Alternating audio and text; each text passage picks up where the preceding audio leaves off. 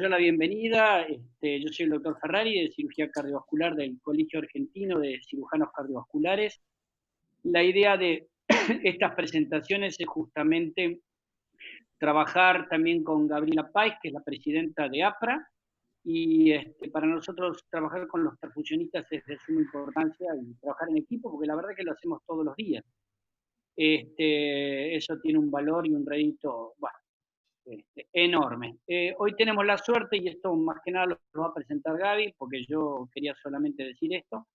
eh, Tenemos la suerte de estar con gente de Colombia, estar con gente de la CLIN, estar con gente de Ecuador.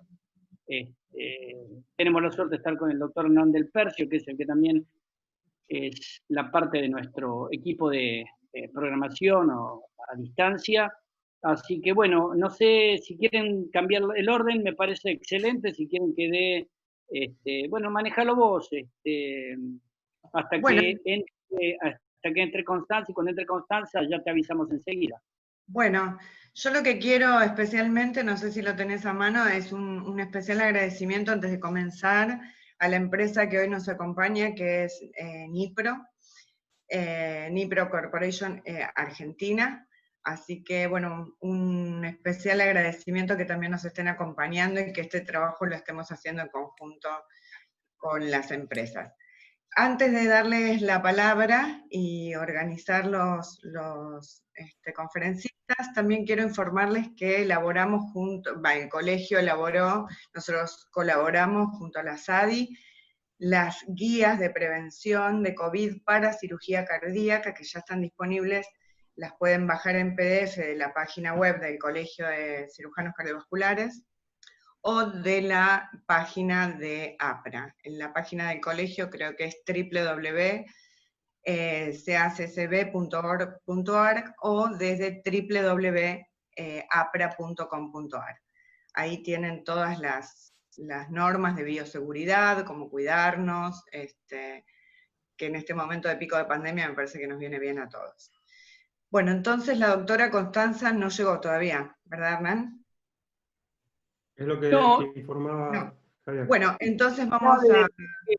estaba saliendo del quirófano, así que yo te diría que si a vos te parece, Gaby, empezamos con bueno, no sé, con Homero, con o O con Patricio, Patricio.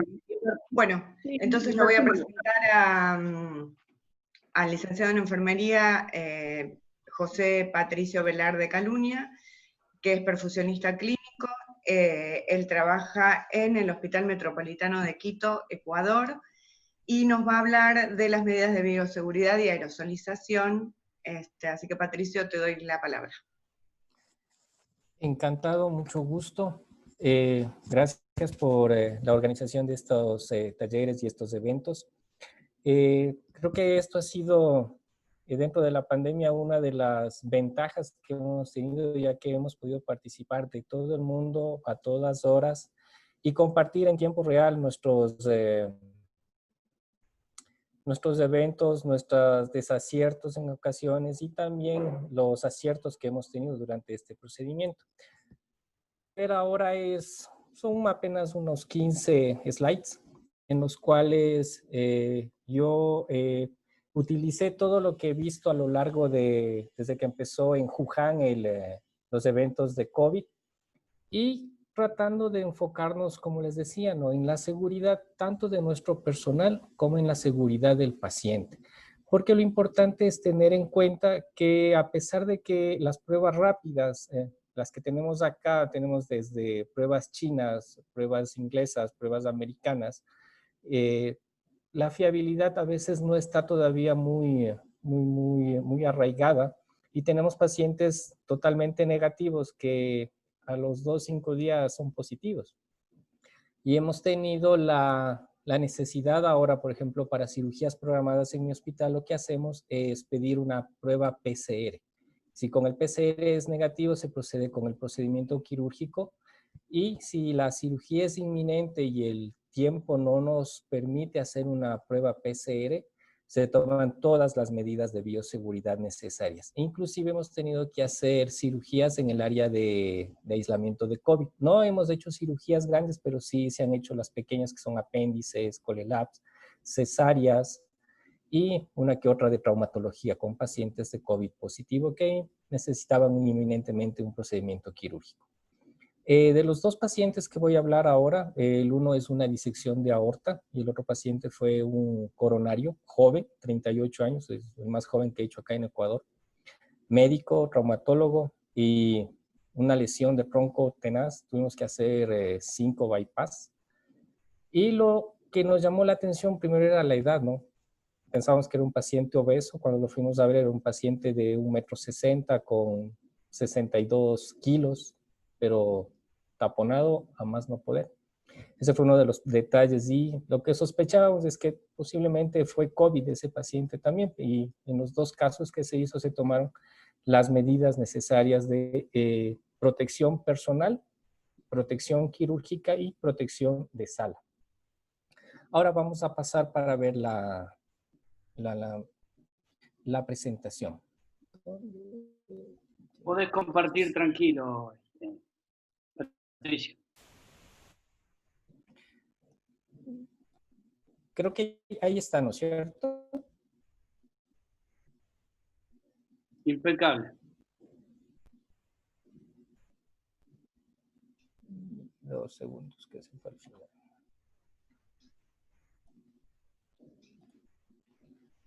Ok.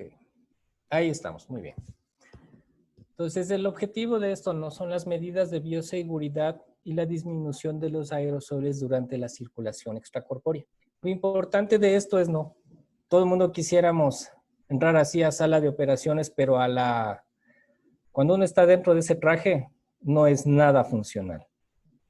Uno está acostumbrado a utilizar sus guantes, su mascarilla, su gorra y a lo mucho una bata, y con eso se siente feliz y muy cómodo para la parte de cirugía cardíaca, al menos en la parte de circulación extracorpórea. A uno le faltan brazos para hacer todo cuando está solo. Cuando uno tiene su compañero, también es más ventajosa esta parte, ¿no? Ahora, dentro de la bioseguridad, este es el concepto según la Organización Mundial de la Salud, acuñado en el año 2005, en el que primero son normas, ¿no? Normas y medidas que van a proteger la salud del personal frente a un riesgo biológico potencial. En este caso, el COVID-19. Pero no solo para la parte biológica, también tenemos químicos, físicos y todo lo que pueda tener un daño tanto en el medio ambiente, en el personal o en el paciente. Con esto, las dos causas o los dos eventos que hemos visto principales dentro de la sala de operaciones son los procedimientos que incentivan a la producción de los aerosoles por parte del paciente. Es decir, nuestro paciente es nuestro principal foco de infección. Como es una enfermedad netamente de transmisión respiratoria aérea, lo que hemos visto es la primera manera de aislamiento con el paciente es mascarilla. Sea una N95 o la mascarilla quirúrgica. Todo paciente que ingresa a sala de operaciones tiene que ingresar con una mascarilla. Nos ha dado algunos inconvenientes. Hay pacientes que no desean ponerse y también es diferente, ¿no? la forma de atender ahora a los pacientes.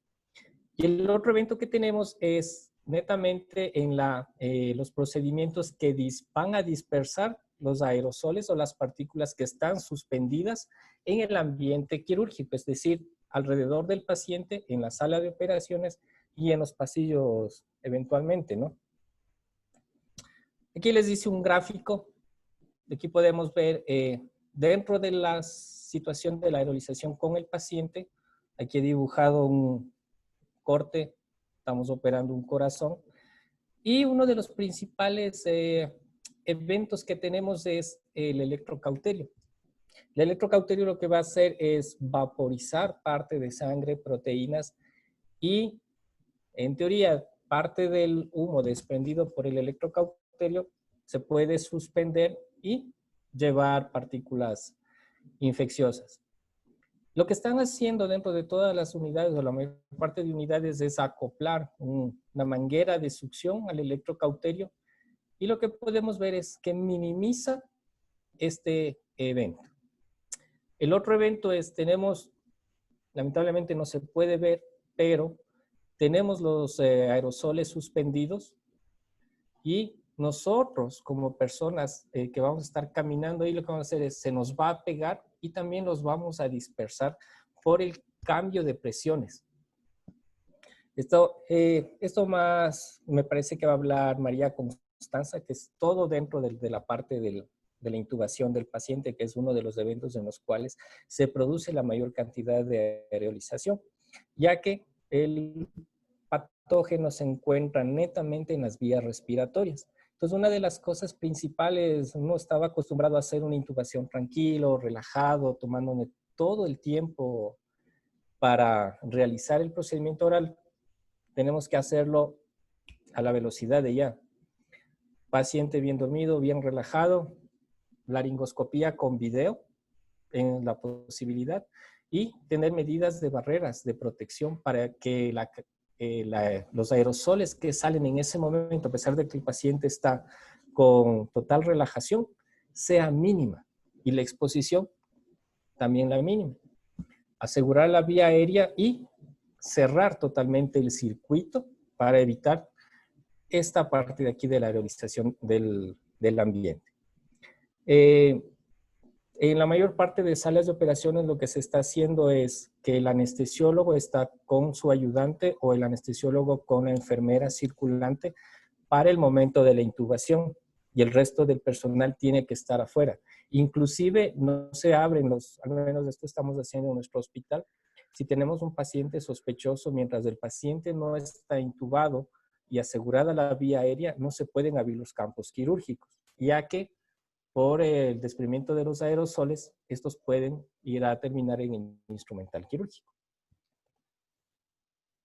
Pero bueno, si nosotros vemos de totalmente este traje de astronauta a los trajes que vamos a utilizar, nuestros trajes tienen que ser mucho más cómodos y funcionales. Es así que en medida de lo posible nosotros estamos utilizando visores, gafas, batas, mascarillas, entre estas la N95 y la mascarilla normal, guantes, botas y los gorros. De todo esto, ¿qué es lo que ha aumentado en nuestras salas de operaciones de nuestro cotidiano operar? Es aumentar los visores, gafas la mayor parte usábamos todos y los que usamos gafas normales siempre las limpiamos después.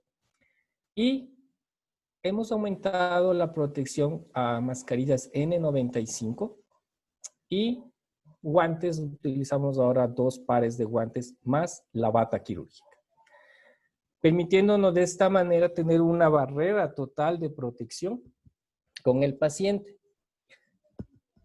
En la parte hospitalaria, tanto privada como estatal, son costos adicionales. Dentro de estos costos adicionales, uno tiene que ver que el impacto no sea muy alto al final de la cuenta de un paciente. Es así que hemos utilizado, al menos para la parte externa, ¿no? O sea, anestesia, circulantes y los perfusionistas, utilizamos descartables, pero son batas limpias, no son batas estériles, son batas limpias que nos permiten una protección. Estas igual se las mandan a esterilizar en rayos gamma y sirven para cirugía normal, pero al no estar esterilizadas con rayos gamma son batas limpias que baja su costo. Estas alrededor están de acá en Ecuador salen por $4.50. Este tipo de mascarilla N95 es, como nos ponen acá, ¿no?, de fabricación nacional. Es una N95 que nos ahoga, en teoría nos da una seguridad, pero si le complementamos por fuera con una máscara normal, nos estamos protegiendo de alguna mejor manera. Utilizamos estos 2 tipos de gafas. Estas gafas tipo escafandra que tienen una protección total y este tipo de gafas que también tienen protección lateral. Y la parte que no nos gusta a todos, las escafandras. Estas escafandras, primero que hacen un eco tremendo en nuestros oídos, Y segundo, no nos permite comunicarnos entre todos. Entonces es un griterío total que hemos ahora son las salas de operaciones, las salas más calladas del mundo.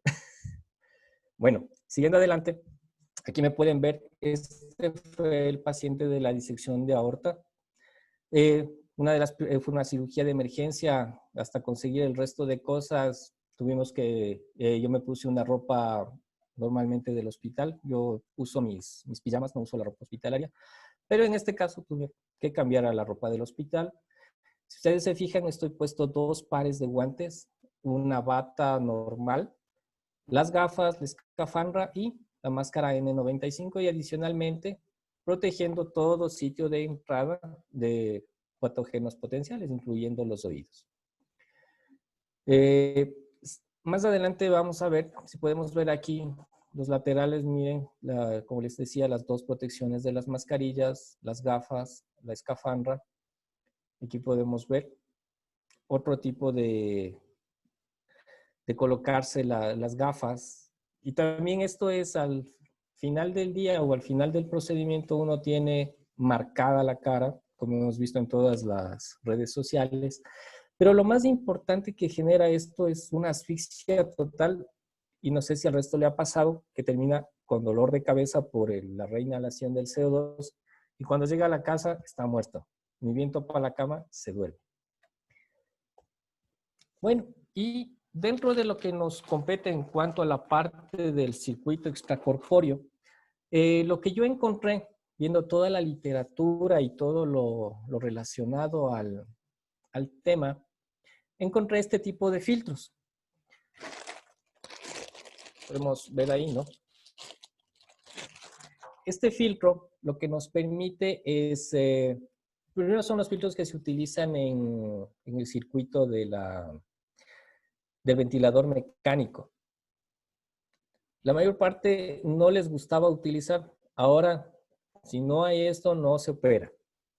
El objetivo de este filtro es primero humidificar y mantener un ambiente térmico del aire que pasa, pero lo más importante es de esta parte de aquí, la eficiencia está comprobada de estos filtros, que la capacidad de atenuación y de mantener los virus y las bacterias es en un 99.9%. Esto no lo puse yo, esto lo saqué directamente del inserto de este tipo de filtro, que es el que estoy utilizando yo acá en Ecuador.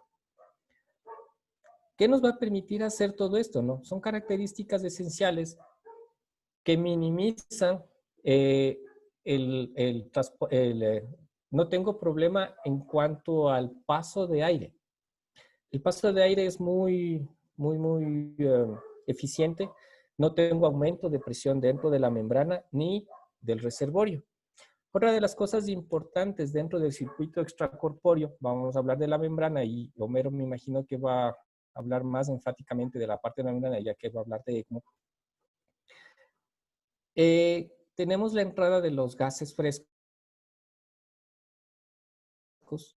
oxígeno, el aire y gas anestésico, en este caso utilizamos Seborane, hacia la membrana.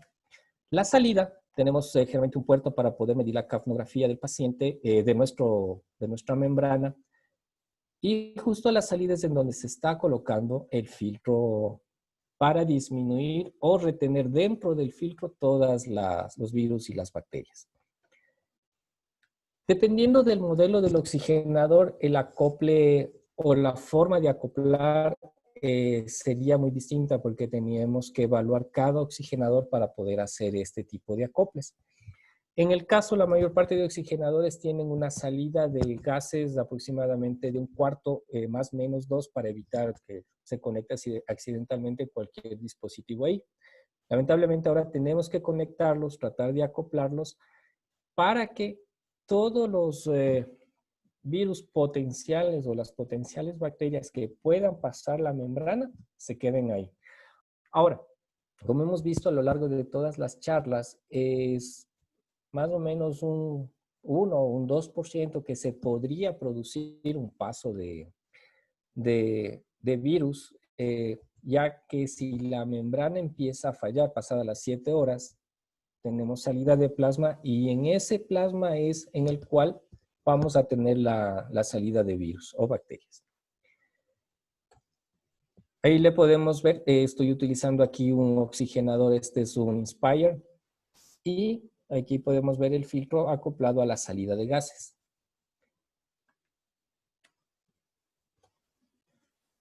Este es el otro paciente, el anterior era el coronario, este paciente es el de la disección de aorta. Como era una cirugía, viendo todos los eventos del paciente, tenía una disección de aorta ascendente, había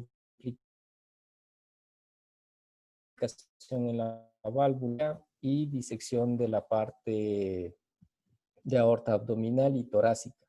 Fue una cirugía larga. Nos demoramos en la primera C porque tuvimos que ingresar varias veces para evitar la coagulación y mantener una buena perfusión. Yo decidí utilizar un oxigenador bricio, pero con una membrana de BioQ, una membrana de oxigenación prolongada, que me dio muy buenos resultados durante este procedimiento. Pero el inconveniente que tengo con esta membrana es que la salida de CO2 son estas líneas en la parte inferior de la membrana. Lo que encontré fue colocar de hematocrito y saturación venosa, acoplarla, colocar el capnógrafo y de esta manera condensar ahí todo el flujo de CO2 que bajaba, y en el caso de que pase alguna bacteria o algún virus, quedaría condensado y atrapado dentro de esta cubeta. Aquí podemos ver los gráficos que nos permiten ver, apreciar, ¿no?, lo que les estoy comentando. En la primera diapositiva podemos ver que uno de los focos principales que yo vi, más que la membrana, es el reservorio venoso. Recuerden que cuando entramos en circulación extracorpórea siempre debemos retirar nuestra salida de aire, o donde colocamos nuestra manguerita para realizar el drenaje venoso asistido por vacío. Generalmente cuando empezamos con el calentamiento del paciente o si utilizamos normotermia, todos podemos ver que dentro del reservorio venoso se va a producir una condensación de sangre, del exudado sanguíneo. Pero este vapor también sale. Si no colocamos, al menos yo vi de esta manera, en el caso de los países, un filtro. Estos filtros cuestan aproximadamente $7, ¿no? Pero como no son de un uso frecuente, no los tienen en todos los sitios. Lo que yo encontré y pude ver es realizar una trampa de burbujeo de aire, muy parecida a la trampa de un tubo torácico básico. La cámara de la manguerita ingresa al reservorio, aquí tengo solución salina y la salida del aire. Entonces, cualquier bacteria, virus aerolizada en esta parte sanguínea va a quedar atrapada en esta solución. Dentro de este detalle encontré un inconveniente que vamos a verle más adelante. En el caso de, si se cuenta con el filtro, simplemente se hace un acople muy parecido. Generalmente uno pone un poco más de esparadrapo o un pedazo de tubería de 3/8 y de 1/4 y se puede acoplar el filtro directamente. Como la pérdida de presión y la transmisión de aire de este filtro es casi cero, no hay una notable diferencia ni presurización en el reservorio al momento de subir o bajar el retorno del reservorio, el nivel. La precaución que yo encontré, o el detalle que yo encontré, fue al momento, y esto me pasó cuando hice el paciente coronario, el momento de llenar el corazón para que puedan medir los injertos vasculares. Generalmente lo que hacemos es, llenamos el paciente, aquí podemos ver lleno el paciente, pero el rato que yo vacío de golpe todo el corazón, voy a producir un aumento de la presión aquí, burbujea, pero cuando retomo mi flujo normal, generalmente lo que hacemos es devolverle todo el volumen que yo tengo en el reservorio y me va a generar una presión negativa en el reservorio, lo que va a aspirar esto. Si esto, pues generalmente esto es solución salina, es un circuito totalmente estéril y ingresa acá al reservorio, al ser estéril no va a pasar nada. Pero el detalle es preferible tener una manguera mucho más larga y con un nivel bajo, que vamos a ver adelante en el video, para que si tengo un retorno, al tener una presión negativa aquí, va a aspirar esta solución y puedo perder mi trampa de aire y ingresar esto nuevamente al reservorio. No habría ningún inconveniente, ya que esto es totalmente estéril y es el exudado del paciente, es una pérdida insensible.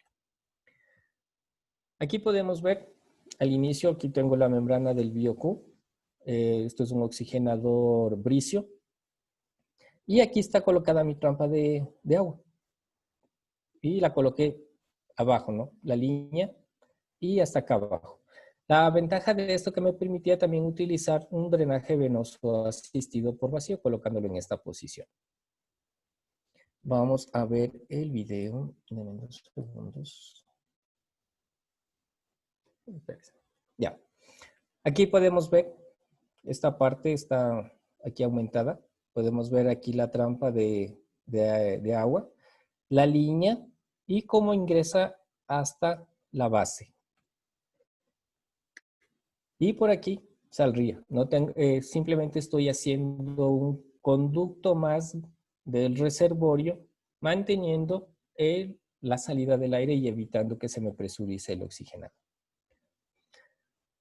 Aquí vemos el mismo sistema, pero aumentando el sistema de drenaje por vacío. El sistema de drenaje por vacío tiene igual una botella en la cual si yo tengo exudado va a condensarse y precipitarse aquí, pero tendría el problema de que se puede contaminar este dispositivo. Si yo tengo un reservorio intermedio, voy a tener la misma trampa de aire, la misma seguridad y la ventaja de que desconecto de aquí y no ha pasado absolutamente ningún tipo de virus o bacteria o partícula para que se me contamine la válvula de vacío. Aquí podemos ver flujo total, un retorno bastante aceptable y el burbujeo.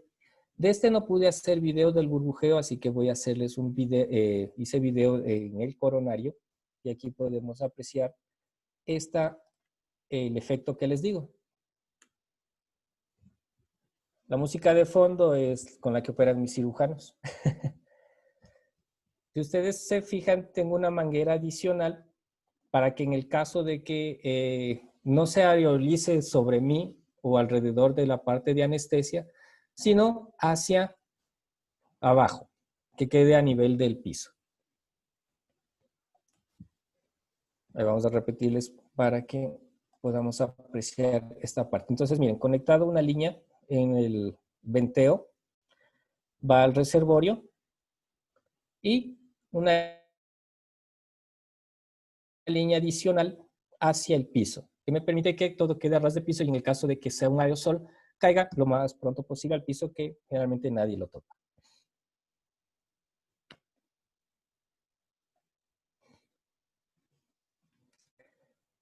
Esto es en lo que mi experiencia me ha dado en estos dos pacientes y lo que estamos haciendo en mi hospital y en cualquier sala de operaciones a la cual yo asisto en cirugía cardíaca.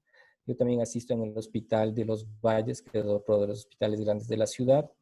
Y también vamos al Hospital Militar. Lamentablemente este hospital ahorita es un hospital con pacientes COVID y no hemos tenido pacientes desde que empezó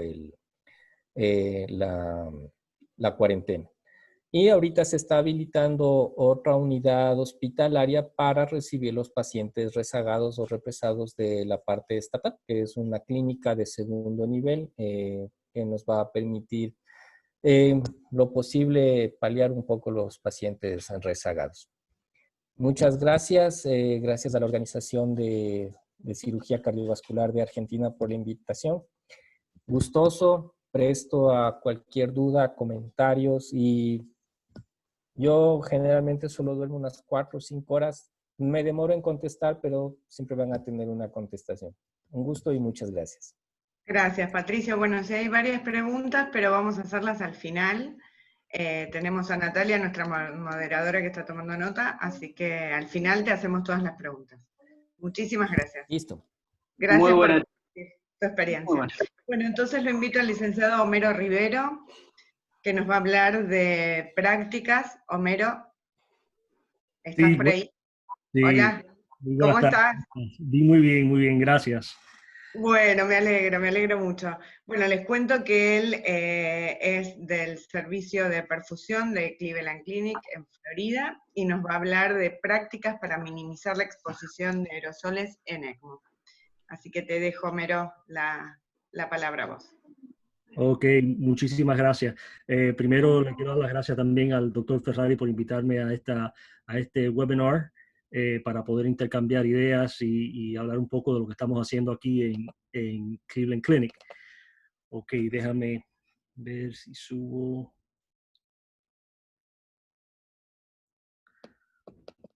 A ver.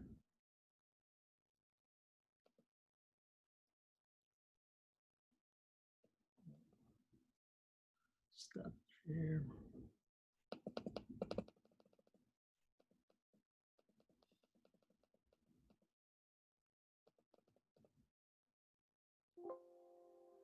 Ok, están ahí bien, ven la pantalla, ¿no? La lámina. Sí. Perfecto, perfecto. Perfecto. Ok, bueno, pues otra vez muchísimas gracias por tenerme aquí. Eh, como saben, soy de Cleveland Clinic en la Florida. Estamos ubicados en Western Florida, que viene siendo a como 15 minutos de Miami, hacia el norte. Nosotros somos uno de 6 centros de ECMO aquí en el sur de la Florida. El equipo primario de ECMO consiste de un director, el doctor Nicolás Brossi, y 4 perfusionistas. Hasta hoy hemos tratado a 3 pacientes con COVID en ECMO y con éxito. Todos pudimos descargar a esos pacientes y ya gracias a Dios están en sus casas.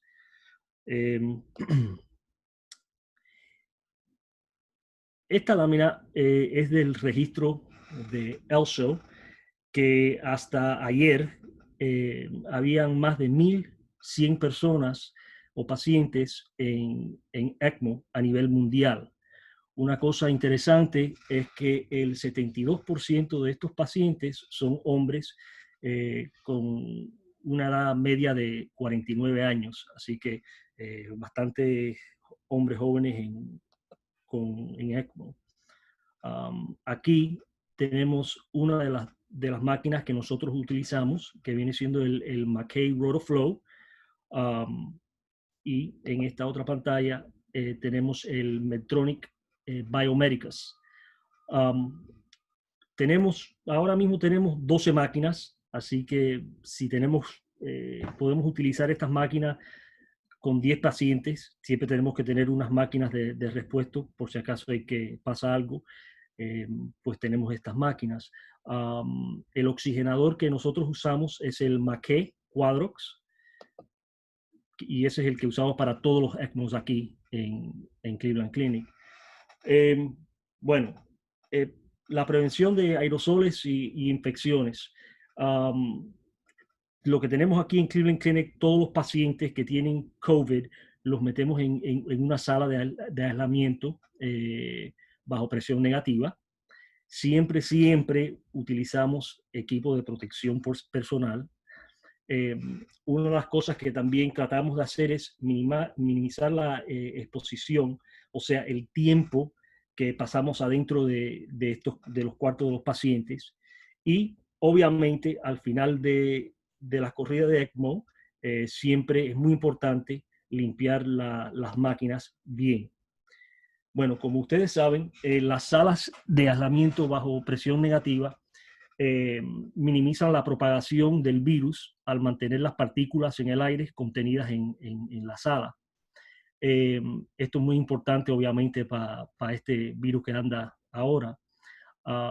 Para ayudar a mantener esa presión negativa dentro de la habitación, siempre limitamos el tráfico dentro y fuera de la habitación. O sea, el entrar y salir del cuarto debería de ser mínima.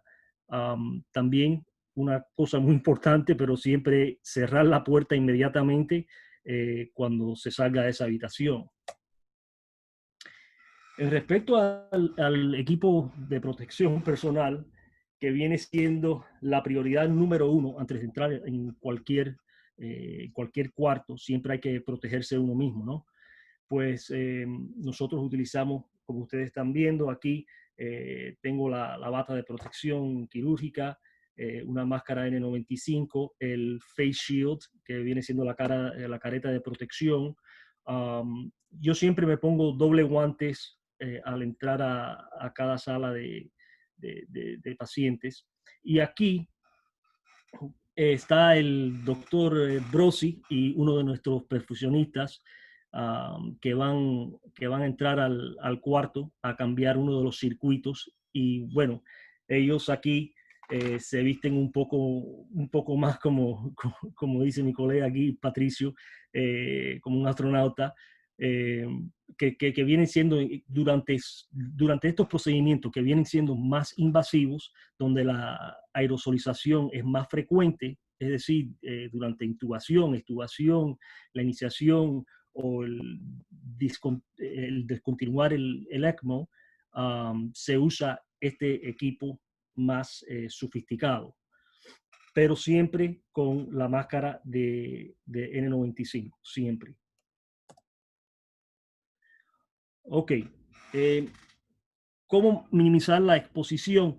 Bueno, hay 3 puntos.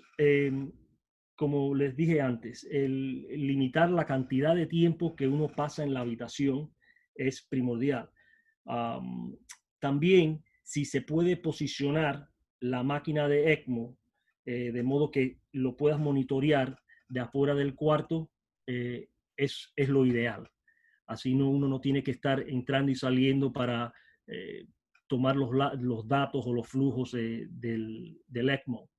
También muy importante es coordinar con el personal de enfermería para minimizar las tareas, o sea, si tienes que subir el oxígeno, o bajar o subir el barrido, el aumento o disminución de flujos, es muy importante trabajar en equipo. Y los enfermeros en Cleveland Clinic, la verdad que han hecho tremendo trabajo con nuestro equipo de perfusión. Aquí tenemos una foto de la máquina de diálisis, ¿okay? Afuera del cuarto, y también las bombas entrevenosas de medicamentos, que lo que hicieron las enfermeras es alargar las líneas, conectarlas y tener estas máquinas afuera. O sea, así minimizamos la exposición a cualquier tipo de aerosoles que andarán en el cuarto. En ejemplo número 2, aquí tenemos una foto que me mandó un colega de otro hospital, que también es un centro de ECMO, donde abrieron unos huecos en la puerta del cuarto del paciente y pusieron la máquina de ECMO afuera.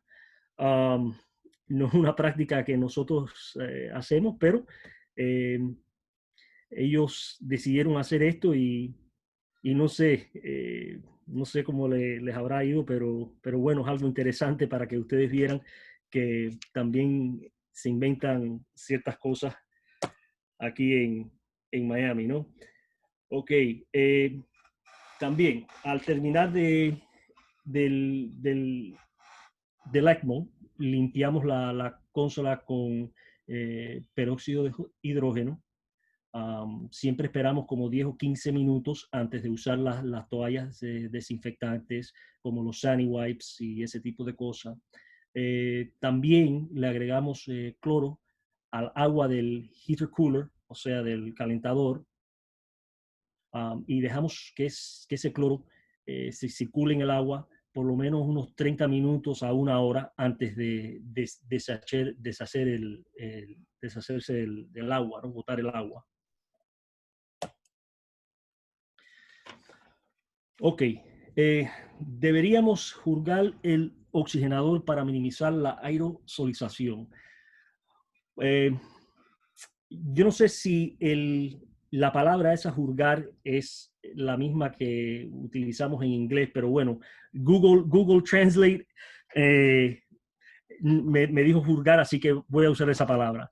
En relación que si deberíamos juzgar el oxigenador para minimizar la aerosolización, nosotros, como dije al inicio de la presentación, nos regimos por las normas de ELSO. Aquí aparece en esta lámina un apartado de las últimas recomendaciones que establece ELSO para el manejo de pacientes en ECMO con COVID. Lo que nos interesa de esta lámina en particular es esta consideración que aparece resaltar en rojo. La veremos en la siguiente lámina. Ok. Aquí, básicamente, no se recomienda juzgar de rutina el circuito del oxigenador. Mucho de eso tiene que ver que no, como es el COVID, es un virus respiratorio, nada más se encuentran fragmentos muy pequeños o fracciones del virus en la sangre y no creen que es necesario tener que usar juzgar el oxigenador. Aquí traigo también a colación este estudio publicado el 7 de mayo de este año, donde se busca abordar las preocupaciones al respecto al riesgo de que el virus de COVID se pueda traspasar la membrana del oxigenador. Bueno, conclusión de este estudio es que sí es posible para que el COVID-19 cruce la membrana y se aerosolice a través del puerto de escape del gas, o sea, del oxigenador. Como dije antes, este fenómeno pudiera ser presente en rastros virales que se encuentran en la sangre y en ocurrencia de que las fibras del oxigenador también, si están dañadas, pudiera ser que el virus pueda traspasar. O sea, es raro que el virus se encuentre en la sangre o que la membrana del oxigenador, por lo menos el oxigenador que nosotros utilizamos, que es un Quadras, que viene teniendo unas membranas polymethylpentane, ¿no? El material de que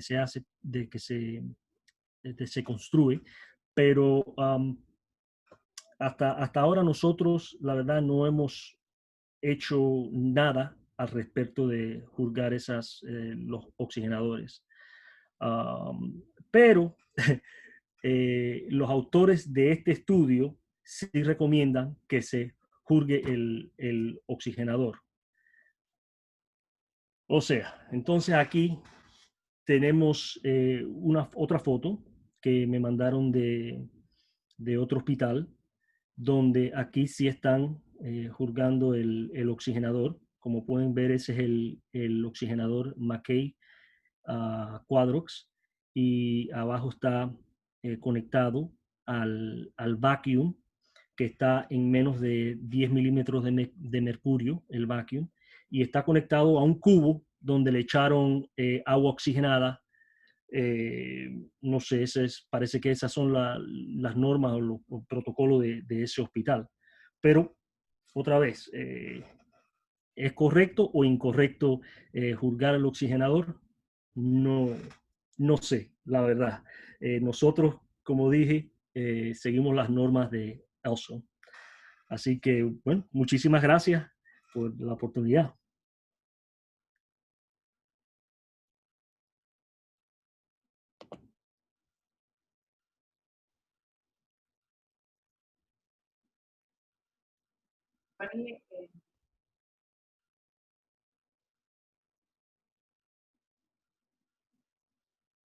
¿O me escuchan ahí, chicas?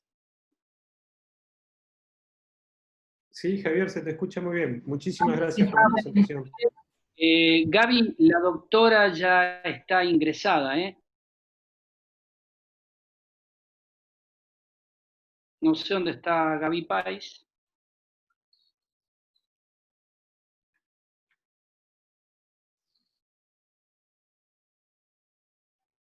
¿Gaby? ¿Querés que sigamos adelante, Javier?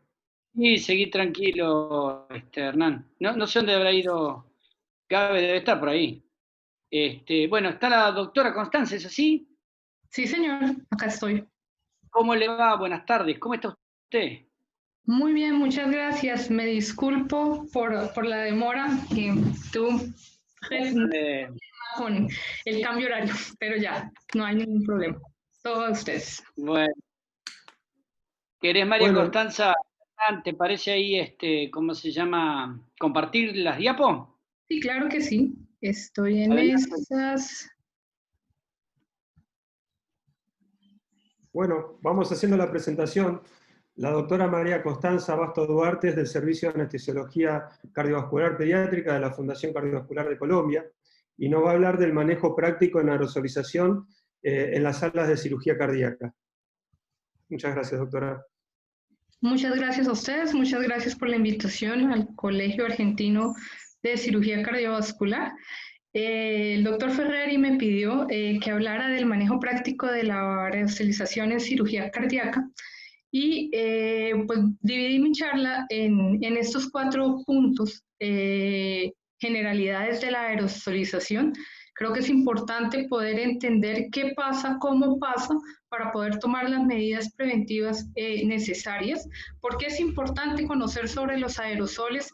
En general en cirugía cardíaca y como nos explicaba el doctor también en todo lo que tiene que ver el paciente en cuidado intensivo, ya que la perfusión pues se ha extendido y ha salido de las salas de cirugía. ¿Cuál es el manejo práctico? Ya Patricio, los 2 perfusionistas previos nos han ilustrado ampliamente y pues qué conclusiones podemos tener al respecto. Entonces, perdón que nos saltamos a las conclusiones, discúlpenme, ya la empiezo. Entonces, para hablar de generalidades del aerosol, pues primero tenemos que saber qué es un aerosol, porque llamamos en general aerosoles a todas las condensaciones, agua o demás que se puedan producir, y específicamente son partículas que deben ser sólidas o líquidas y deben estar suspendidas en un medio gaseoso. Ya vamos a hablar más adelante del tamaño de los aerosoles y por qué es importante hablar del tamaño. Un bioaerosol es ese mismo aerosol, pero que contiene una partícula biológica. Acordémonos que los aerosoles pueden tener también partículas inorgánicas y son los causantes de antracosis y silicosis y un montón de enfermedades ocupacionales, sobre todo, que afectan directamente a nuestros pacientes.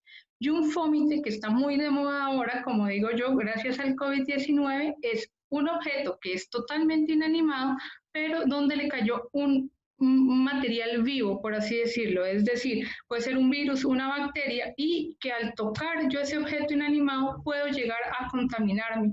Por eso se le llaman que son vectores pasivos. Ellos realmente no son nada más, es típicamente en medicina la corbata del médico, la toca de las enfermeras y la manga de las batas de médicos y enfermeras. Eso realmente es un foco.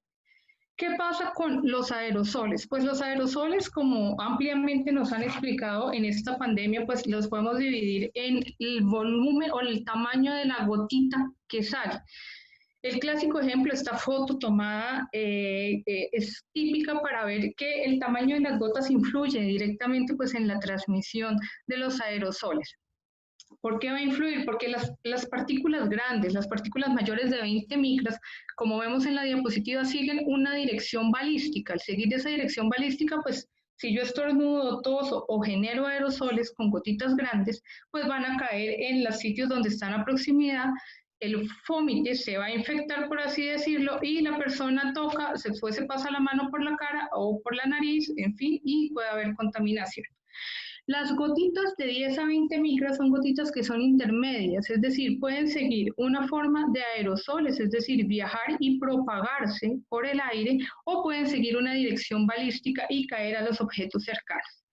Las gotitas menores de 10 micras o los aerosoles menores de 10 micras pasan ya al tracto respiratorio, es decir, no son capaces de ser filtrados por los múltiples mecanismos que tenemos en la vía aérea superior y pueden llegar a la tráquea. Y las gotitas menores de 5 micras son capaces de llegar al alveolo y producir directamente infección o compromiso alveolar. Infección si estamos hablando de un bioaerosol y compromiso si estamos hablando de una partícula inorgánica. Entonces, es partículas inorgánicas y ahora también están muy de moda las máscaras, perdón, los respiradores, que es el nombre técnico de las personas que trabajan en exposición laboral elevada para tratar de filtrar estas partículas pequeñas y evitar pues cualquier tipo de infección. Hay un concepto que lo encuentra uno en la mayoría de artículos, de charlas y demás, y no lo puede traducir, pero sería como el núcleo de la gota, realmente. Y es que son gotas que son grandecitas y que por las condiciones ambientales que ahorita vamos a ver, son capaces de secarse. Y queda el núcleo de la gota. Ese núcleo de la gota infecta, o si tienen las características, el virus, la bacteria, o la espora, el hongo de infectarse, pues va a llegar a producir infección y es uno de los mecanismos principalmente involucrados. Entonces, ¿qué pasa? Para que yo tenga un aerosol que pueda llegar a contaminarme, no todos los aerosoles contaminan. Eso es importante saberlo, no todos los aerosoles producen enfermedad, porque además los aerosoles, como son esa masa de partículas diminutas que no vemos, tienen ciertas características de comportamiento. Y esas características o ese comportamiento va a estar regido por la temperatura, por el flujo de aire y por la humedad. Había visto justamente una de las preguntas que decía, hablaban del electrocauterio. El electrocauterio produce humo quirúrgico, pero estamos hablando de condiciones de temperatura. No todos los virus, las bacterias o las esporas toleran la temperatura al cual se está trabajando el electrobisturí. Sin embargo, sí produce partículas inorgánicas cuando pues, se quema cualquier tejido que pueden, dependiendo también del tamaño, esparcirse por el aire del quirófano, que pues depende también del tipo de ventilación que tengamos, y permanecer más o menos tiempo dependiendo del tamaño. Y la humedad son otro de los factores muy importantes y eso lo vamos a ver ahorita porque también la viabilidad del virus va a depender de estos factores. ¿Qué pasa? Que estos factores van a determinar la distancia al cual puede llegar mi bioaerosol, el tiempo que puede permanecer en el aire el bioaerosol y la viabilidad de la partícula orgánica que yo tengo flotando, por decir así, en ese bioaerosol. Entonces, todos estos cambios nosotros los tenemos normalmente en una sala de cirugía. Tenemos exposición a aire acondicionado, tenemos un medidor de humedad y tenemos un flujo de aire que está dado no solamente por el aire acondicionado, sino por el personal, las máquinas y el resto de dispositivos que tenemos. Y la apertura, cierre de puertas y el gradiente térmico que tenemos entre el quirófano, el pasillo y el exterior del quirófano o la unidad de cuidados intensivos.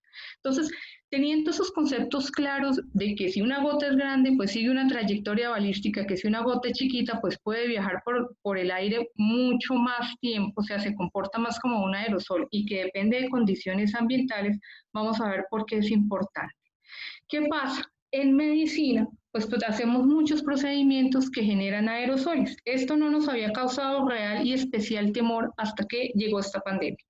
Pero esto está descrito desde hace muchísimos años y han habido otro tipo de infecciones, los cuales han llevado a tomar ciertas medidas previas antes de que apareciera pues, el COVID-19. Una de las cosas que más produce aerosoles es la intubación orotraqueal.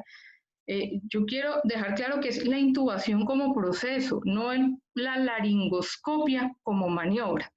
Son dos cosas diferentes, porque la laringoscopia, si yo tengo un paciente totalmente relajado, glotis abierta, pues tengo una presión que va a ser igual.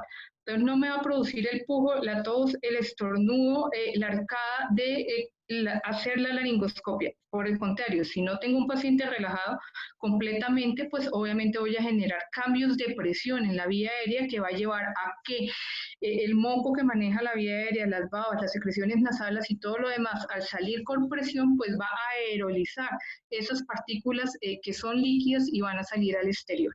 La manipulación de la máscara de oxígeno, algo tan sencillo, acuérdense que el oxígeno sale con presión, pues tiene un riesgo de aerolizar de 4.6, la ventilación mecánica no invasiva de 3.3, por eso muchas de las guías, sobre todo las que salieron al principio en COVID, decían que era totalmente proscrito utilizar ventilación mecánica no invasiva por el riesgo que generaba de contaminación al personal. La desfibrilación tiene un riesgo de 2.5 y las compresiones torácicas un riesgo de 1.2. Es decir, todas las personas que estamos en contacto con pacientes cardiovasculares, pues tenemos un riesgo de estar en contacto con bioaerosoles. Hay muchos otros procedimientos que obviamente yo no mencioné acá, pues porque estamos centrados en cirugía cardiovascular y torácica. Y hay unas cosas especiales que en la literatura está muy bien descrito y es el intercambiador de calor, como lo mencionaron anteriormente y como lo mencionaron en la charla anterior, que se limpia con hipoclorito o con soluciones desinfectantes, porque sí hay casos que descritos en la literatura de compromiso infeccioso por micoplasma, si la memoria no me falla, con el intercambiador de calor y en pacientes llevados a cirugía cardiovascular con circulación extracorpórea y esta infección se presenta de manera tardía porque es una infección bastante latente y solamente bajo ciertas condiciones es que se van a ver los resultados. Entonces sí hay claramente descritos en la producción de aerosoles por el intercambiador de calor y pues lo controversial que nos mencionaban en la charla anterior de el riesgo que ya vamos a hablar con plasma y con sangre. ¿Qué pasa? Que todas estas maniobras van a hacer que las personas o el personal de salud pues tenga un mayor riesgo de infección, con un riesgo de hasta 2.5 mayor de infección en contacto con bioaerosoles.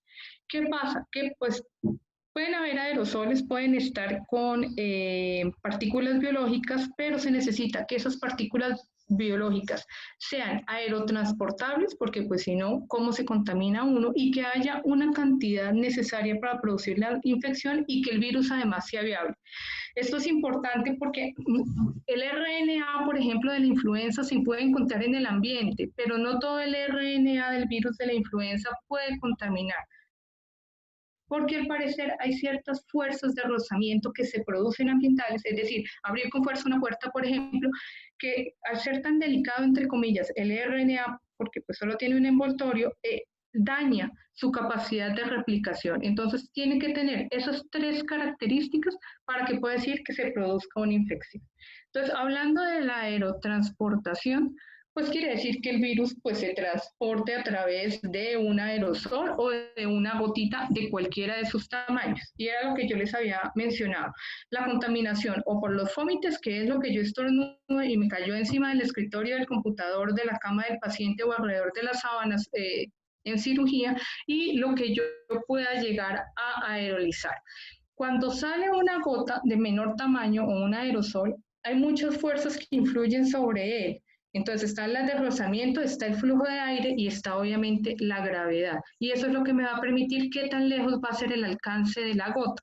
Por eso la discusión actual de la OMS de hasta qué punto el tapabocas, ¿sí? Porque los con SARS-CoV-1, sí, claro, está presente en los aerosoles, pero como les digo, tienen que tener ciertas características. Entonces, por eso ha habido tanto dificultad en ponerse de acuerdo en que sí tapabocas, no tapabocas, en qué momento N95, en qué momento no N95, y pues básicamente es por la incertidumbre que tenemos porque pues el virus no está completamente categorizado ni estudiado por lo rápido que ha sido la pandemia.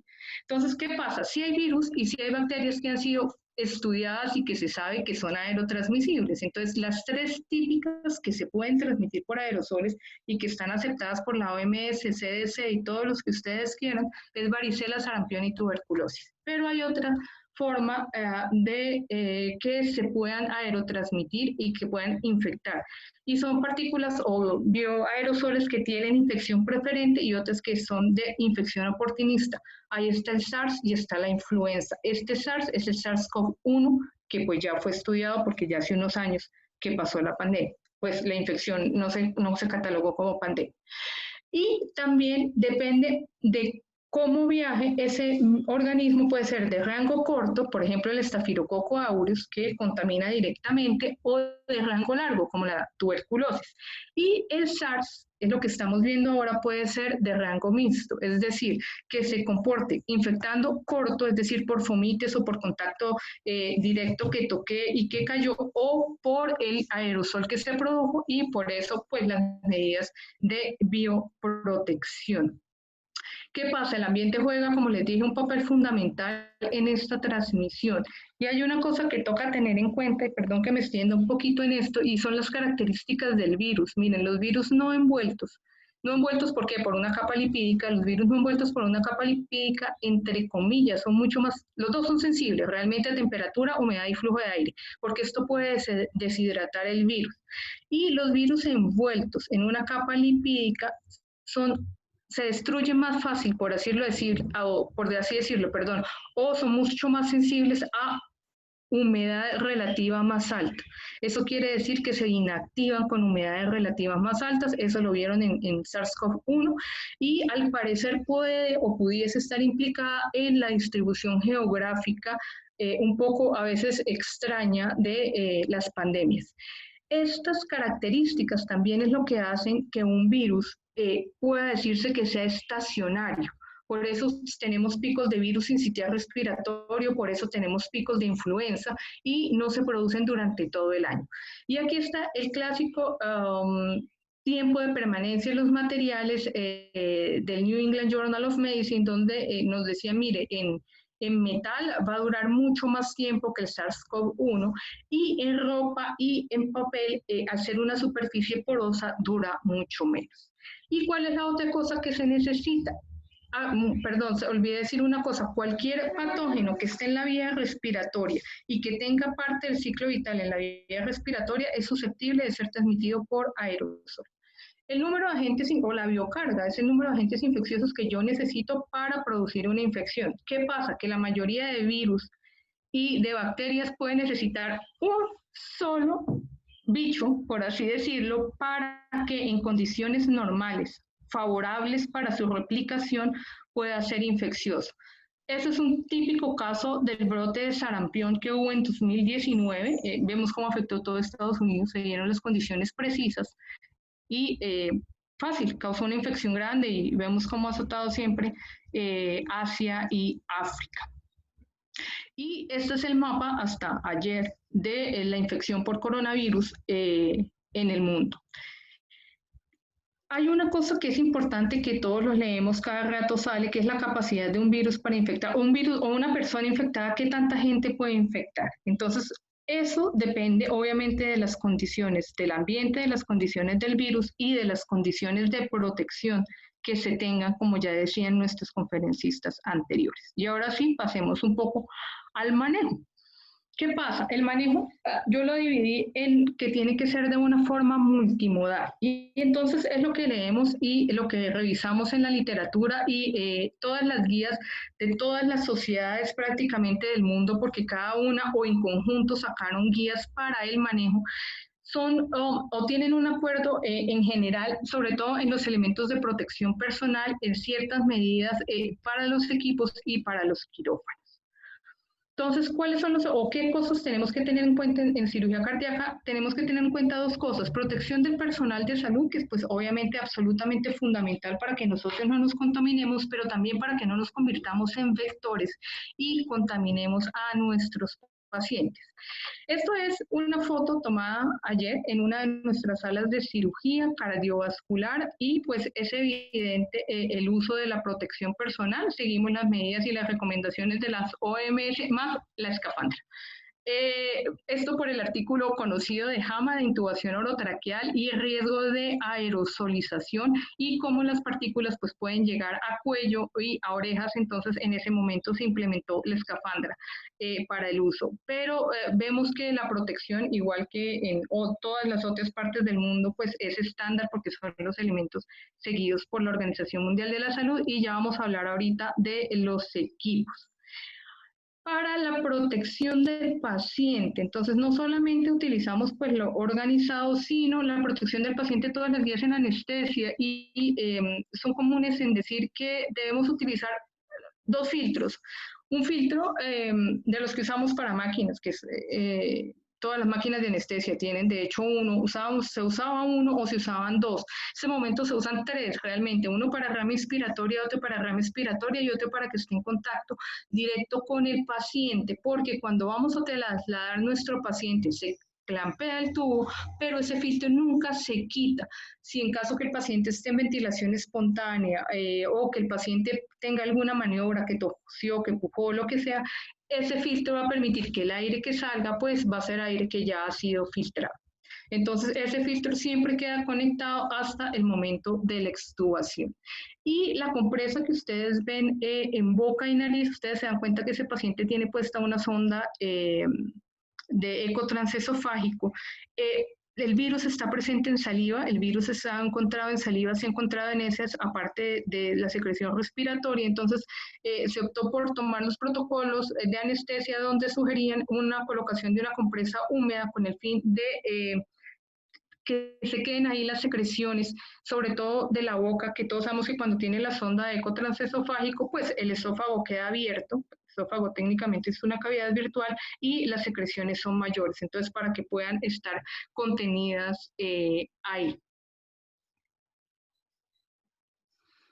En salas de cirugía, esto es un estudio en Singapur con el SARS-CoV-1. Ellos limitaron bastante su transmisión y no tuvieron infecciones intrahospitalarias. ¿Qué hicieron ellos? Básicamente, como hablaba el conferencista anterior, limitaron el tráfico no solamente de las salas dentro del sitio específico, sino en general de todo el quirófano, y es algo pues que se ha implementado. Se limita el transporte de pacientes que necesiten, pacientes de cirugía cardíaca que necesiten tubo de tórax, que cualquier tipo de procedimiento que requiera intervención se realiza en la cabecera del paciente en la medida de lo posible y no se trasladan los pacientes hacia el quirófano. Segregación geográfica del complejo de salas de cirugía. Realmente hay un aislamiento total de nuestros quirófanos. Nosotros seguimos más o menos los mismos protocolos, un tamizaje de los pacientes, pero sabemos que a pesar de que las guías lo recomiendan, ustedes saben que hay un porcentaje de falsos negativos del 10 al 30% y que también las pruebas de anticuerpos depende y la PCR va a depender de la prevalencia de la enfermedad en la población que yo estoy tamizando. Cuando la prevalencia es muy bajita, no sirven de nada realmente. El despliegue del personal, que tienen que ser mínimo, es decir, duramos 6 horas. A veces, si vemos que la cirugía no termina en 6, sino en 8 horas, se duran las 8 horas, pues sin que haya salida ni entrada del personal. Y ustedes ven ese letrero que dice generación de aerosoles no entrar. Ese es el letrero que se tiene en las salas de cirugía en el momento en que vamos a empezar la inducción de anestesia. Como vieron en las fotos anteriores, solamente 3 personas están con nosotros. Nosotros no manejamos, no tenemos fellows ni residentes. Está con nosotros una enfermera jefe, está con nosotros el auxiliar de enfermería, los cuales están, el auxiliar, pues quien lava al paciente, está ya lavado, estéril, para empezar el proceso, porque de acuerdo a los recambios de nuestro aire en quirófanos, dejamos las puertas totalmente selladas con cirujanos afuera dentro del quirófano, pero fuera de la sala de cirugía, y el personal de instrumentación y el personal de perfusión para disminuirles a ellos un riesgo de exposición a aerosoles, pues que no es necesario. Ventilación separada de los quirófanos, eso quiere decir que los aires acondicionados van por separado y que no se comparte la ventilación de los aires para evitar el flujo de cruce de flujo de aires que se produce a nivel del aire central, y una decontaminación segura, como decía nuestro conferencista anterior. Este es el típico cuadro que uno encuentra en el CDC y es en el que habla del número de recambios del aire acondicionado y el tiempo que yo requiero para disminuir eficazmente el 99% de los bichos que se encuentren en el aire flotando. Entonces, como ustedes se dan cuenta, cuando uno tiene un número de recambios, aproximadamente de 20 recambios, uno esperaría unos 20 minutos para disminuir, para poder tener, entre comillas, un aire seguro en la sala. Obviamente, lo ideal sería obtener presión negativa, pero nosotros, por ejemplo, en quirófanos no contamos con presión negativa dentro de los quirófanos y digamos que no es muy común encontrar en nuestros quirófanos, no sé, las personas del público, tener aire acondicionado tener presión negativa dentro de los quirófanos, no así en las salas de aislamiento, si contamos con salas con presión negativa. Están los dispositivos de intubación, como ustedes están viendo, tenemos la caja de intubación, hay múltiples dispositivos, plástico, caja con un lado, caja con el otro. Realmente lo que se busca es tratar de disminuir la exposición. Comprobado que esto tengamos aerosolización cero, no, porque esto apenas está empezando, se le coloca un flujo de oxígeno y se le coloca una succión para disminuir la presencia de aerosoles dentro de la caja. Los dispositivos de filtro de los oxigenadores que ya Patricio nos decía, y por riesgo, entre comillas, desconocido de la producción de humo, pues se le coloca una succión al electrobisturí, de manera que además aspira a medida que el cirujano va haciendo la disección de los tejidos. Para concluir, perdón por demorarme, yo creo que es importante saber el mecanismo exacto por el cual se producen las infecciones y de los tipos de virus que producen las infecciones. Esto porque, como decía el conferencista anterior, miren, se ha aislado RNA de coronavirus o de SARS-CoV-2 en plasmas, se ha aislado en sangre total, pero realmente la cantidad es muy escasa y no se sabe si este RNA aislado sí tiene la capacidad de transmitir o no tiene la capacidad de transmitir. Tiene que haber una protección adicional para bioaerosoles y pues esto ya es conocido con varicela, con sarampión, con los virus estacionarios, con tuberculosis, donde una sola partícula de TBC, un solo bacilo es capaz de infectar a la población y pues esos riesgos para el personal sabemos que tiene un riesgo de 2.5 veces mayor todos los que trabajamos en salud y la protección tiene que ser multimodal, tiene que ser para protección para el personal de salud, para el personal de salud aunque no está en contacto directo con los pacientes en el momento de la aerosolización, es decir, nuestros perfusionistas, instrumentadoras, cirujanos tienen exactamente la misma protección personal de nosotros, pero también tiene que haber un esquema o una medida de coordinación con los equipos de enfermería, equipos de instrumentación, con los equipos de infectología y de epidemiología del hospital para disminuir la transmisión dentro del equipo hospitalario y dentro de los pacientes por estar en pandemia y esa protección obviamente tiene que ser una protección multimodal. Muchísimas gracias. Bueno, muchísimas gracias por tu conferencia y a los otros conferencistas. Les pido disculpas, se me cortó la conexión a internet, así que me salvaron Hernán y Javi, gracias. Bueno, vamos a abrir el ciclo de preguntas. Yo antes de tomar las preguntas de los participantes quería preguntarles a los tres, porque todos sabemos que el tema aerosolización existe desde siempre.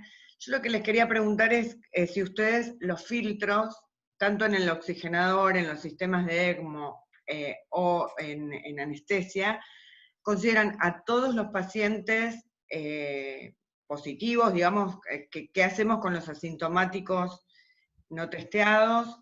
¿Ustedes los usan bajo qué normas de bioseguridad, digamos, o bajo qué condiciones ustedes colocan los filtros? O sea, todos los pacientes de cirugía cardíaca o a los que son COVID positivos.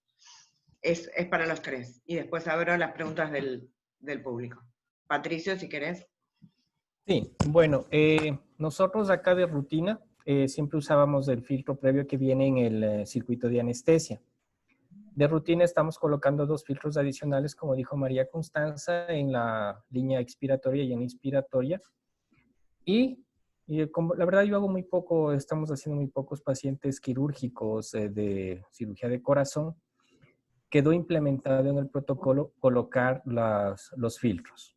Más que todo por el riesgo de que sea un falso negativo. Y tengo otra pregunta. ¿Utilizan venteo con Venturi o solamente filtros?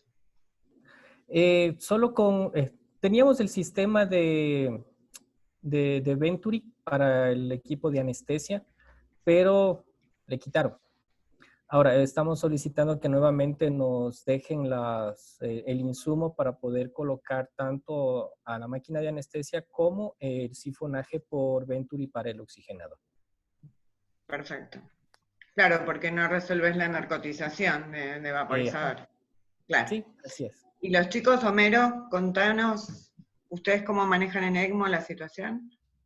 En ECMO, como les dije, nosotros no juzgamos el oxigenador, nosotros no usamos ningún tipo de membrana especial, o sea, filtro especial, nada más el oxigenador.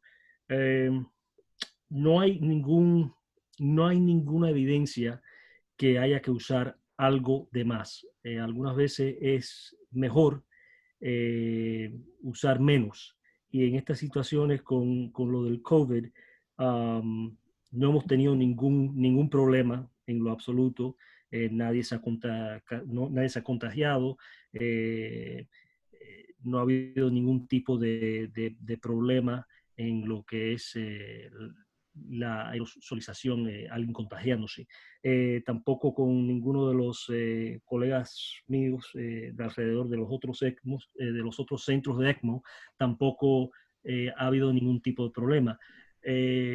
Pero ellos sí juzgan el oxigenador, o sea, ellos sí lo ponen al vent y hacen el venting del oxigenador. En términos en lo quirúrgico, pues no hemos tenido ningún tipo de paciente de COVID. Y siempre cuando estamos en cirugía, sí juzgamos el oxigenador por los gases anestéticos. Perfecto. Gracias, Homero. María Constanza, vos, el tema de los 3 filtros. Contame cómo lo manejan ustedes, si lo utilizan de rutina, si solo es para... Sí, claro. Nosotros, desde que pasamos a fase de mitigación en Colombia, el estándar en anestesia o el estándar de la Sociedad Colombiana de Anestesiología es manejar todos los pacientes como potenciales portadores o potenciales pacientes infectados con SARS-CoV-2. Entonces, a partir de ese momento, todos los pacientes o todos nosotros estamos con todos los elementos de protección personal y todos los circuitos de anestesia, los circuitos de la máquina solamente le colocan filtros, no hay ven activo al oxigenador. Se implementó y creo que la práctica del filtro, mis perfusionistas tienen muchas ganas de dejarla. Ellos monitorizan la presión que genera, digamos que más por cuidado, porque pues lo estamos empezando a utilizar y los pacientes van todos con la misma protección, como la foto que mostré, digamos que es el estándar para todos los pacientes. Aprovecho para decir que PCR todavía no, porque la prevalencia, a pesar de que estamos en fase de mitigación, la prevalencia todavía no da para hacer PCR. Sin embargo, las recomendaciones de muchas sociedades científicas y de los pacientes o de la población donde tienen una prevalencia un poco más alta, si es hacer PCR lo más cercano a la cirugía como les digo, de todas formas hay una probabilidad de falsos negativos, pero depende sobre todo de la prevalencia. Voy a ver si consigo una imagen que es muy bonita para mirar la prevalencia y los test que se deberían hacer de acuerdo a toda la prevalencia en la población general. Bueno, muchas gracias. Nati, tenemos preguntas de Sí, tenemos varias preguntas. La primera es para Patricio. Zabalal pregunta, ¿qué tan recomendable es la reesterilización de los elementos de EPP y cuál sería el medio ideal para reesterilizarlos? Bueno, verás, lo recomendable es no reesterilizar, pero en momentos en los cuales tenemos ya los picos altos, en los cuales los EP son productos valiosos y costosos, lo que estamos haciendo nosotros en el hospital, tomamos parte de un protocolo que hizo un hospital español, y ellos están reusando 2 veces las máscaras N95, pero se las está esterilizando, colocamos el nombre de cada persona que la utilizó, y se las está esterilizando con un doble sistema de rayos ultravioletas.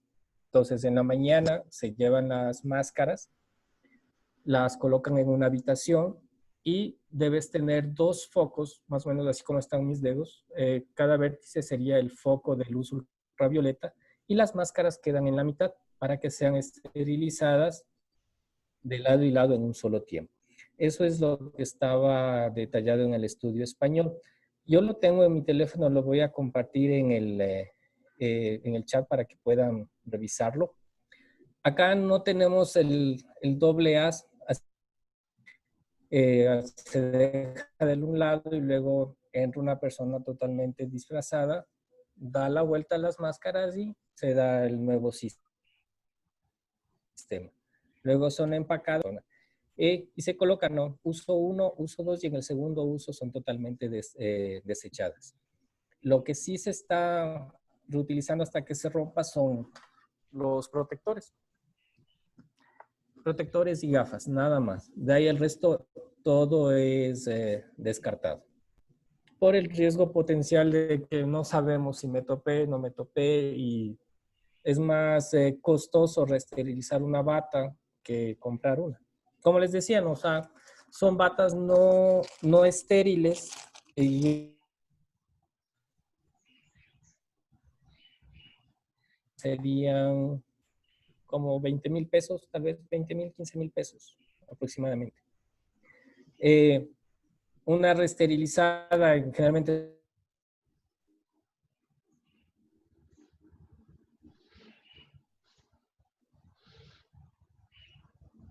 Yo creo que se cortó el audio de Patricio, ¿no? Sí. Con mala señal. Bueno, sigo con la pregunta que seguía, Gabriela, ¿te parece? Sí, dale. Por ahí preguntaban... Bueno, preguntaban por qué el uso del electrocauterio favorecería la transmisión. La doctora ya lo respondió, es por la formación de aerosoles. Así que aprovecho para hacer una pregunta mía, ampliando un poquito eso. Sabemos, bueno, es el motivo de esta charla, ¿no? Que la cirugía, particularmente la cirugía cardíaca, tiene la posibilidad de formar aerosoles a partir de las distintas membranas que se usan, ya sea de circulación extracorpórea como del ECMO. Usted, doctora, nos decía que hay distintas formas de generar esos aerosoles. Y supongo que esas distintas formas van a producir partículas de distinto tamaño. Y en base a esos tamaños de las partículas vamos a tener la posibilidad de que sean más transmisibles o no, o que atraviesen más una membrana. ¿Lo podría relacionar alguna maniobra en especial, ya sea la intubación, la extubación, la compresión torácica? ¿Hay alguna que se relacione?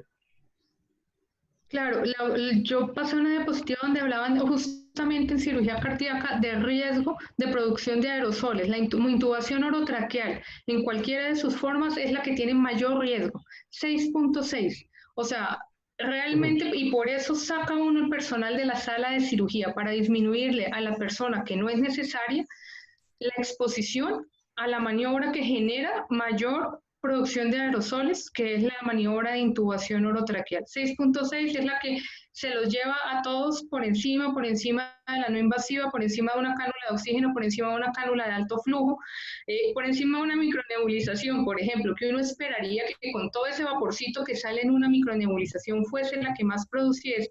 No, realmente la que más produce es la intubación orotraqueal.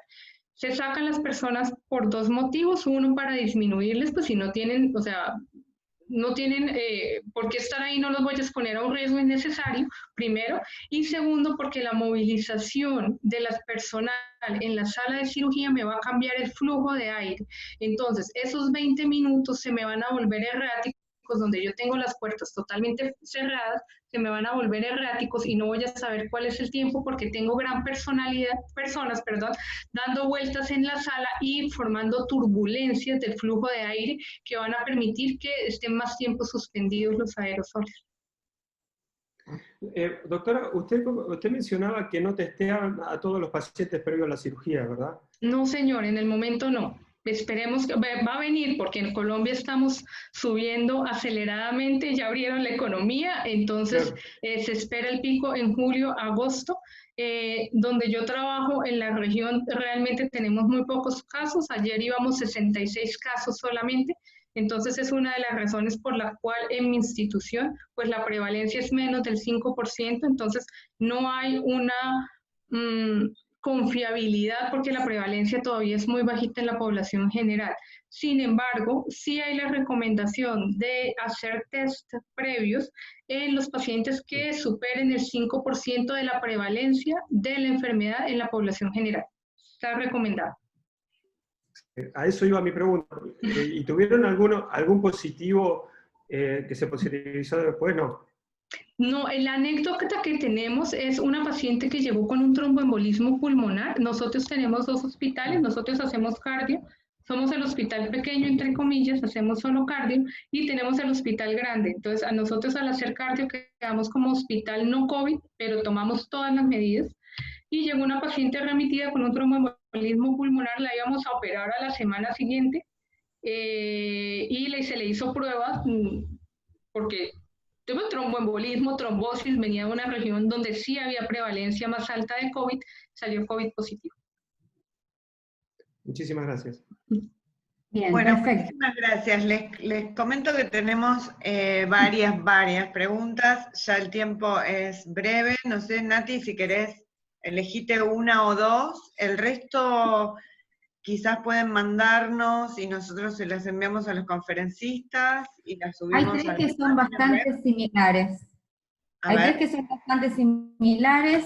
Una es que preguntan a ambos perfusionistas si utilizan el filtro desde el inicio o solo si se prolonga la cirugía por el riesgo a la fuga de plasma y si alguna vez tuvieron alguno de estos problemas. Si el filtro que utiliza la mesa de anestesia es el mismo que se puede utilizar en el oxigenador. Y con respecto a los turnos de ECMO, los turnos de cuántas horas son. Bueno, entonces organizamos el tema filtros, si les parece. Ya. Bueno, ¿no? Yo les puedo contar por mi parte. A ver.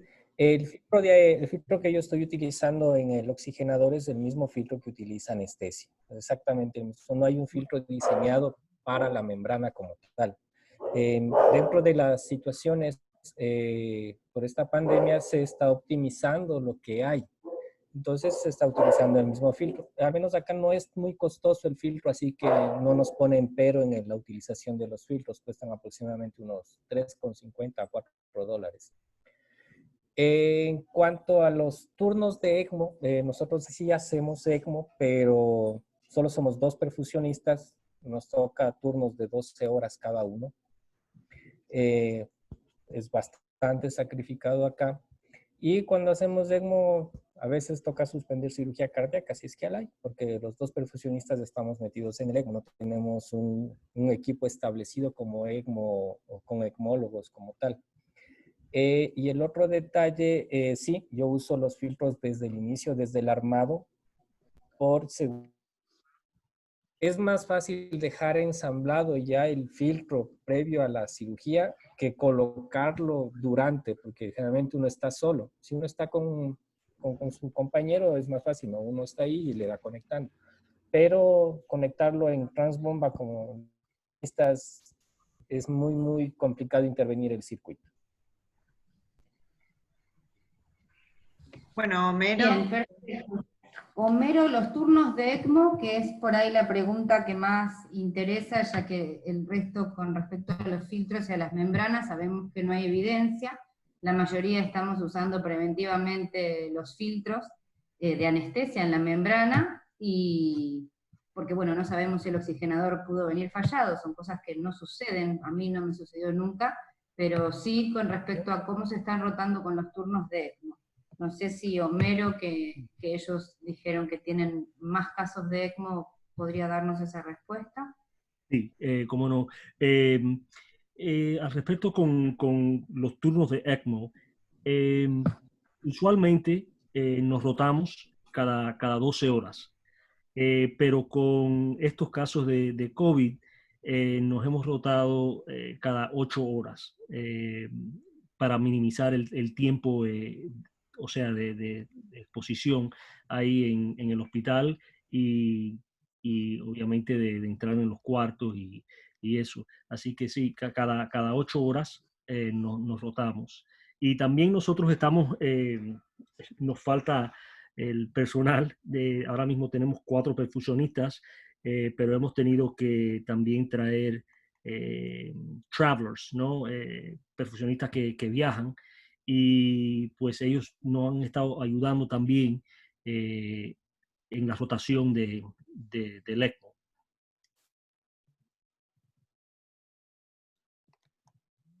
Bien, perfecto. Buenísimo, buenísimo. Queda una pregunta más de Lourdes, que la estamos buscando, está no sé si Lourdes la quiere. Bueno, no, nada, simplemente ella explica que en pediatría no es viable el uso de 3 filtros por el espacio muerto que se pierde. Sí, Entonces, doctora María Constanza. Yo trabajo con congénitos, de hecho es mi fuerte de trabajo. No hay problema, realmente se usa, depende de la máquina de anestesia, que sí es muy importante, porque sabemos que las máquinas que tienen una concertina grande, o sea, las que se les ve el fuelle que sube y baja, tienen mucho espacio muerto y en esas sí puede dar problema, pero en las máquinas Dragues, que son más o menos de última generación, desde la Primus, desde la Fabius en adelante, ya funcionan con pistón. Entonces, de por sí la máquina ya tiene un espacio muerto muy reducido. No ofrece mayor resistencia siempre y cuando usemos la práctica de nosotros, es los proximales a la máquina inspiratoria y expiratoria, usamos el filtro grande y el filtro adaptado a la talla del paciente, sea el filtro neonatal o el filtro pediátrico, es el que va a aproximar al tubo, que es donde pues existe la mayor resistencia. No hemos tenido problemas con el CO2, ni con la medición ni en gases arteriales, ni en el CO2 expirado que utilizamos en los pacientes. Digamos que son como las consideraciones: circuito adecuado con filtro adecuado distal y una máquina que no tenga espacio muerto muy grande, porque si la máquina sí maneja concertinas grandes, sí se puede volver un problema. Pero hasta ahora en nuestra práctica, que es de todos los días, no hemos tenido afortunadamente ese problema. Bueno, muchísimas gracias María Constanza, Patricio, Homero, Natalia por moderar, Hernán también, Javier no sé dónde estás, le quiero agradecer de vuelta muy especialmente a Nipro que nos acompañó en este webinar, seguramente María Beatriz Bravo está por ahí, representando a Nipro Argentina, así que bueno, les agradezco a todos. Vamos a hacer más webinars con temas que nos interesen y que nos preocupen en este tiempo. Y bueno, los invitamos a que visiten la página web www.caccb.org.ar y www.apra.com.ar. Para lo que necesiten, estamos a su disposición. Muy buenas charlas. La verdad que felicito a todos. Gracias Constanza, Homero, Patricia, porque la verdad que todas muy buenas, excelente, y espero que les haya servido. Excelente presentación, muchas gracias. Muchas gracias a ustedes. Muchas gracias. Muy bueno, muy bueno. Encantado, muchas gracias por la invitación y gustosos de colaborar en todo. Claro que sí. Gracias. Gracias por todo, Suerte, gracias Constanza. Nos vemos. Chao. Buenas noches a todos. Gracias. Hasta luego.